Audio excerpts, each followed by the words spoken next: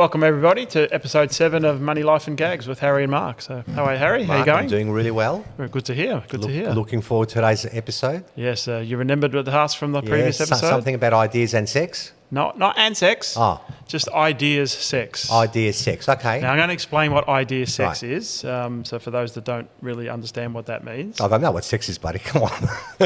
Well, how does it? Sorry. Okay. Then you tell me. So in this concept, we've got ideas and we've got sex. What are we doing? Are we trying to sell an idea with sex being associated in some form? No. Oh, okay. I'll stuff that one up. I'll stuff that one up. So if you think about sex, Yeah. ideas, how they're born, how babies are born, right? So two people coming together. Well, Yeah. the idea sex notion is two ideas or two parents coming together, and those parents are current business practices and so forth. So I'm going to give you some examples Right. of things that qualify as idea sex and how successful they've been. And then I'm going to talk about one that's potentially coming that I heard about over the weekend for another podcast. Right.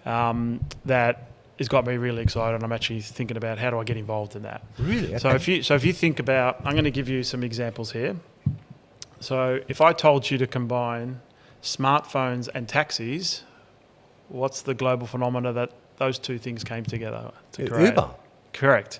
If I told you, Hang on, but what's it got to do with sex? because Uber is not just a immaculate conception of a new idea. It's effectively using two old school solutions to create a new Actually, that's a idea. good point. And so they consummate Yeah. to make the idea. Okay. And that's the sex. Right, It's okay. consummate. Yeah, okay, gotcha now. So if I I've told gotcha. you spare rooms and online booking, Spare rooms. Airbnb. exactly, massive success. Old school ideas coming together. If I told you DVD rentals and a mail service, DVD rentals and a mail service. No, that's got me stuffed. that's how Netflix started. Oh, okay. Really? Yes, Netflix started as a mail service and you get movies in your home. It didn't start as a streaming service. Are you saying to me that they didn't have video stores and they sent what? No, they had video stores. Well, and they sent the videos to people's homes? Yeah, I didn't know that. yeah, and then you'd send them back. And if you didn't send them back, that's when you paid fees for not sending them back. Oh, we didn't have that here in Australia. No, I don't think we did. I think it was in the States. Oh, and that's how Have you heard the story about Netflix and I'm sure you grew up in the Blockbuster regime. Yeah. So of course. So do you know this story? No.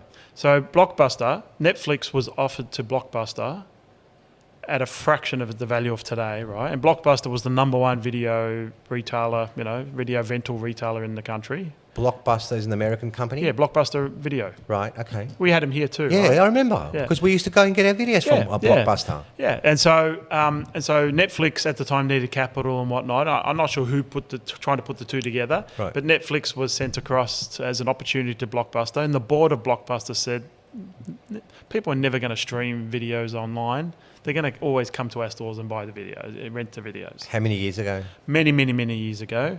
Today, Blockbuster doesn't exist in I think it maybe one or two stores still exist in America, but it doesn't exist in its form that it was then. Amazing. And man. Netflix is like Booming. One of the biggest companies in the world. But that's a sliding doors moment for that company. Wow, okay.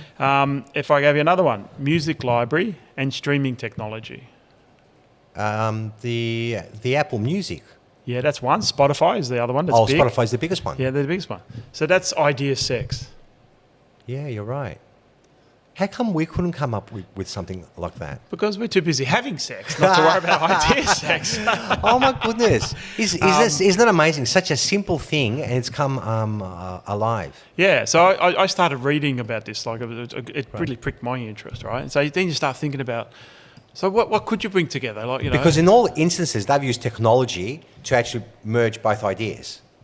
Well, they have. the technology has been the enabler. Yeah. But the idea just utilises technology. So it didn't have to be a technology play, but Right. it ended up being because that's the day we live now, the society we live in now, and it's technology enabled. And so, Because I think about Airbnb, it's everywhere. In fact, when you travel, you use Airbnb. It's your first call. yeah. Amazing. But it's amazing. Old school ideas coming together, create I hear new you. world ideas, Yeah. and that's called idea sex. So Okay. it was just a thing I came across. Okay, I thought got it'd make a really interesting topic. Okay. So So that brings to the one that it's really got my interest, that hasn't taken off yet.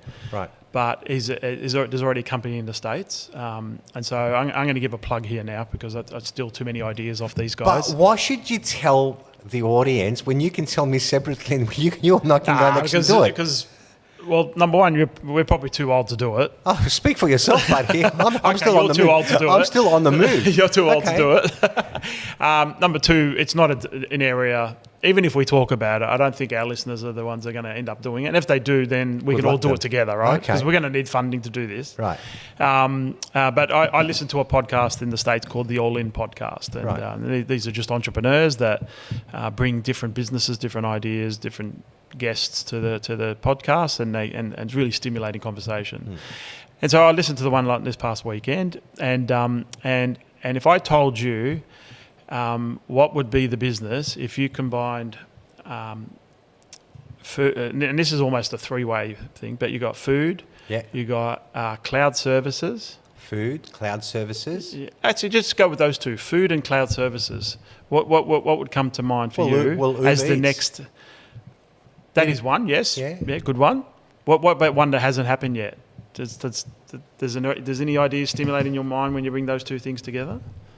What hasn't happened yet? Well, hang on. You order through your phone to the restaurant that you want in your area, and Uber delivers. Yeah, that's already there, right? That's already there. You want to go one step further. It goes deeper into that ecosystem. Okay, how? So what this company does, and the company is called Cloud Kitchen. Right. Right.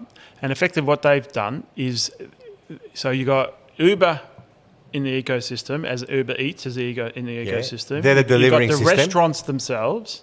Yes. And at the moment, a restaurateur and the chef and the kitchen and whatnot, they slave themselves all day, every day, making meals.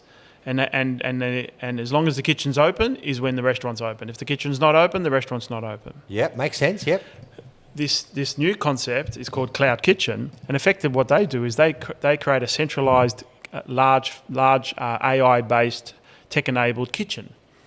Right. And so all that happens is in the morning, people go in for the prep, so cutting up, and machinery can do this, but bring the fresh food into the premises, right? So carrots and onions and whatever you're doing. And then through the AI technology and the platform, it has all prescribed the menu that you serve for the day. So it'll be a different menu every day or be the same? Whatever you want. It's all customized to what you want, right? Okay. And so this is they call it infrastructure for food and food and retail. So we have a large warehouse. So if you go down the track, a restaurant that will no longer have anyone sitting in it, will just have, it's effectively a takeaway outlet. Yes. Right, and it's just for ordering and so forth. On their opening and closing hours. Under this model, it can be 24/7. That doesn't matter. Okay, keep going. Because the store does it. It's more for advertising. You don't actually have to go to the store because all the buying's done online, right? Right. And so what this kitchen does is it. And it's, I've seen a video of it. It's like think large scale, because it's not just covering one restaurant. It's covering a lot of restaurants in one region. And so let's say Harry's pasta bar, and he's 15 different type of pastas, and these are all the ingredients. You've got to give it all of that, and then you supply the ingredients. I think they'll probably end up buying the ingredients at a wholesale rate and for everybody. But at the moment, you supply the ingredients. And then when I'm on my phone, I order from Harry's Pasta Bar. I want a spaghetti carbonara. Right. It goes through to their kitchen, and this robotic AI setup goes and picks the ingredients. You're joking, and off we go. Cooks it all, packages it up. By itself? AI? All in bowls, all AI driven, in bowls. Packs it all up, puts it in some sort of packaging, and then gets it all the way to, I'm going to call them like post office box concepts. Storage. But they're outside for the outside market storage. Yeah. And so the delivery guy comes in with the barcode of that order. Being Uber? Uber Eats. Or whoever it is, I think these guys are in America using DoorDash. Okay. But there's no restrictions on who you can use. Yeah. And then with that barcode, it opens the door and they get the hot meal. They put it in their satchel and away they go to the person's home. Okay. Wow. And so you don't need to set up a kitchen. You don't need the restaurant. You can be a national brand with a great food concept and build your brand that way through social media and so forth. So it's just transforming the whole restaurant concept. So these robotics are already in place. Yes, in America, there's a number of locations where they've already set this up. It's been, it's got VC funding behind it. Like it's a big operation. It's not a Mickey Mouse thing. Right. I haven't found anywhere here that's doing that. But their research, so a lot of this is research based, and their research is over years. What does 50 years look like? What does 25 years look like, and so forth. Their business plan is at some point people don't want to cook at home.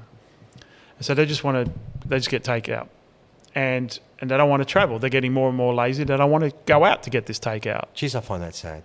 And so this service is enabling restaurateurs to not have all the costs of an infrastructure and all sort of stuff. Just create a brand online, effectively, create good food, and it's a lot of it's through your menu. The meals you create. Like the robotics, I'm not sure your carbonara is going to be any different to my carbonara unless the ingredients are something different. And you can put the portions, this much of this, so that can vary the taste. But I just found it fascinating. So really, in this business model, it's the robotics that's going to make this into a profitable business, because if it wasn't for the robotics, we would need to have employees to do the same role as what they currently do at restaurants. Exactly. And therefore their margins would be quite high. Yes. Fascinating. 24/7, eh? Well, of course. But it's only restricted by the hours of the restaurant. So they don't want to be, in their current business model, is they're not looking to be the restaurant themselves. So you don't go to these people and order meals. Okay. You don't go to Cloud Kitchen. You can go to the Cloud Kitchen website. You can't order meals there. Okay. They sit behind the curtain, and so they work for the restaurateur. So, not that I want to go on to a different angle, because I've noticed that not too many people cook at home. Why? I'm not laziness. I understand but that. I think it's lifestyle as well. Like if you think, without being feminist and whatnot, in a lot of households, unfortunately it's the women that do most of the cooking. Okay. As a majority, especially me growing up in a European family. I'm not too sure if that's the case today, though. Maybe not. I don't think that's the case today. But I think they're more interested in lifestyle than they are slaving behind the kitchen.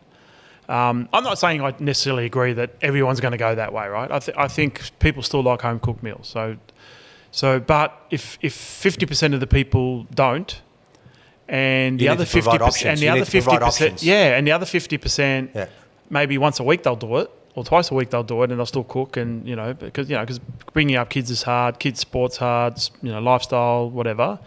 I can really see something like this working and working big time. I can see how it can work. And same as people build an online profile, like we're trying to build a podcast profile. No one sees us outside of this screen. Yes. And we're building a profile, and hopefully we get a following and whatnot. Yeah. What's to stop an online restaurant doing that? It doesn't have to have bricks and mortar. And as soon as you do that, your margins are skinny. Yeah, you're gone. You'd have the setup costs are very small.